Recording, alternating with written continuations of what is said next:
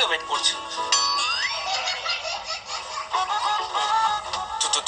তুই এখানে? আমারও তো সেই একই প্রশ্ন, তুই এখানে কি করছিস দাদা? তোর তো স্কুলে যাওয়ার কথা, অঞ্জলি দেওয়ার কথা, আর তুই এখানে কার জন্য ওয়েট করছিলি? কার জন্য আবার? এত প্রশ্ন করছিস কেন? তুই স্কুলে যাসনি কেন?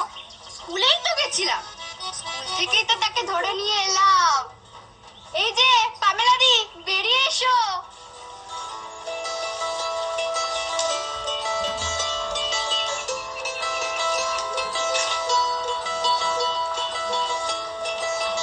সন্দেহটা আমার অনেক দিন ধরেই ছিল, তবে স্কুল থেকে বাড়ি ফেরার পথে দেখলাম পামেলা দি স্কুলের দিকে না গিয়ে এই দিকে আসছে।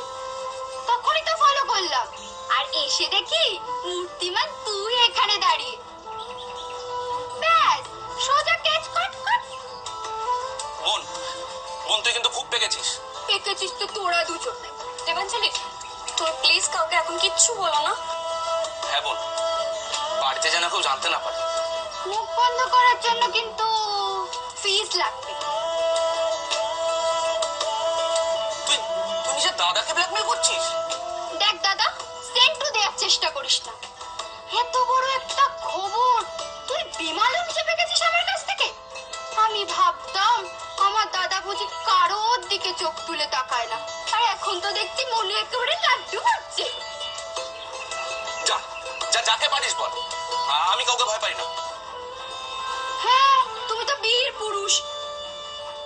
যাই তাহলে মাকে গিয়ে প্রথম খবরটা বলি। দেবাঞ্জলি, একটু দাঁড়াও। এইটা তুমি রাখো। হ্যাঁ, তুমি প্লিজ কাউকে এখন কিচ্ছু জানিও না। যার জন্য এনেছিলে তার আবার যেন গোসা না হয়। তুই তুই যাবি এখান থেকে? যাচ্ছি যাচ্ছি, তবে এটা কিন্তু আমার মুখ বন্ধ করার ফার্স্ট ইনস্টলমেন্ট হিসেবে ধরলাম। বাকিগুলো না হয় আস্তে আস্তে দিও। চল।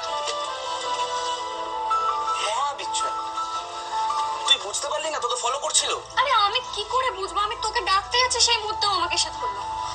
হেই, ও বাড়িতে কাউকে কিছু বলে দেবে না তো? না না, আমাকে জ্বালাবে শুধু। মহা ফাজিল একটা। যাই হোক, তোর বাড়িতে কেউ কিছু জানে না তো?